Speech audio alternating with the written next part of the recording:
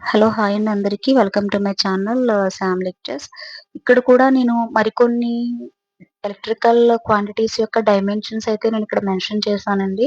So, వీటన్నిటికి కూడా ఇక్కడ మనకి కెపాసిటెన్స్ కానివ్వండి, permittivity, inductance, permeability, MMF, reluctance ఇవన్నీ కూడా కేవలం మనము ఓన్లీ వోల్టేజ్ బేస్ చేసుకొని వీటన్నిటికి మనం డిరైవ్ చేయొచ్చండి. జస్ట్ మీరు వోల్టేజ్ ఇదొక్కటి గుర్తుపెట్టుకుంటే రిమైనింగ్ అన్నీ కూడా ఎలా డిరైవ్ చేయొచ్చో నేను మీకు క్లియర్‌గా ఫుల్ లెంగ్త్ వీడియోలో ఎక్స్‌ప్లెయిన్ చేశాను. ఎందుకంటే ఇక్కడ షార్ట్‌లో అయితే ఎక్స్‌ప్లెయిన్ చేయడానికి మీకు క్లారిటీ మిస్ అవుతుందండి. సో, నేను అందుకనే ఒక్క వీడియో అయితే పోస్ట్ చేశాను. జస్ట్ ఆ ఒక్క వీడియో అయితే మీరు వాచ్ చేసినట్లయితే గనక మీకు దీనంతటికి ఒక క్లారిటీ వస్తుందండి. సో, అందులో ఏంటంటే నేను ప్రతి ఈచ్ అండ్ ఎవ్రీ ఆహ్, క్వాంటిటీని ఎట్లా మనం డైమెన్షన్స్ అనేవి ఎట్లా రాసుకోవచ్చు.